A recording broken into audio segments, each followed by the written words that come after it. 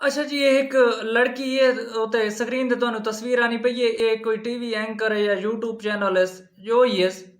बहरहाल कोई भी अगर केस कंहिं थाणे दे विच वञे, कोई मुलज़म कंहिं थाणे दे विच गिरफ्तार करके वञूं त ये मैडम साहिबा उत्थे पहुंच वेंदी है उसका इंटरव्यू गिनण। पहली गल तो यह है कि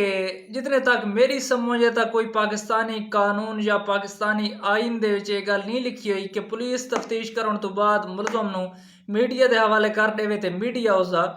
जड़ा है तफ्तीश करे। दूजी गल यह है बई मैं ये तस्वीर जी लाई है जड़े प्रोग्राम के कट के इसकी मैं तस्वीर लाई है। ये प्रोग्राम ऐसा आई कि ये एक लड़की आई वो निकल गई है एक दफ़ा किसी लड़के दे नाल ते वत वापस आ गई ते वत दोबारा निकल गई है ते वत मेरे ख्याल है उस इस लड़की का जड़ा प्यो आई उस लड़के भी कत्ल कर सका है तो उस लड़की भी कत्ल कर सके। लेकिन ये जड़ी लड़की है ये मीडिया वाली ये इतनी बेशरम और इतनी बेहया है कि ऐसे सवाल करनी है जड़ी इंसानियत के दायरे चो ही बाहर आने। तो लिहाजा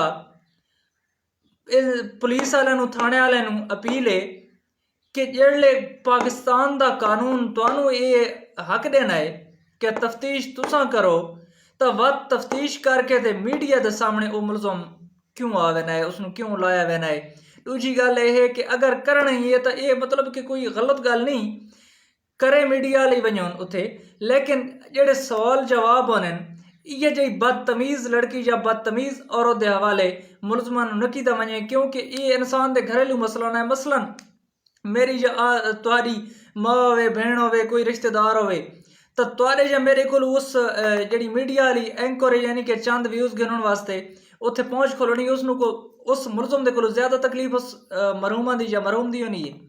तो ये सिर्फ और सिर्फ ड्रामा है, ये बस अपने व्यूज़ गिनने वास्ते है। तो इस तो परहेज़ किया वजे यार सारे मेरे नाल मिल के आवाज़ उठाओ कि ये जड़ियाँ बदतमीज़ एंकर कोई किसी मजबूरी के तहत थाने गया खलोता है कोई किसी मजबूरी के तहत तो ये उसनू वन के बड़ा ख़राब करनी है बदतमीज़ किस्म दे यानी कि उका ऐसे सवाल करनी है कि इंसान का दिमाग एक दफ़ा मेरा तो सुन के फिर मैंने पता नहीं तुरा फिरदा है या नहीं फिरदा। तो इस गल आम करो ताकि ये जी बदतमीज़ औरत है ये थाने दे विच ना वजे। मेहरबानी।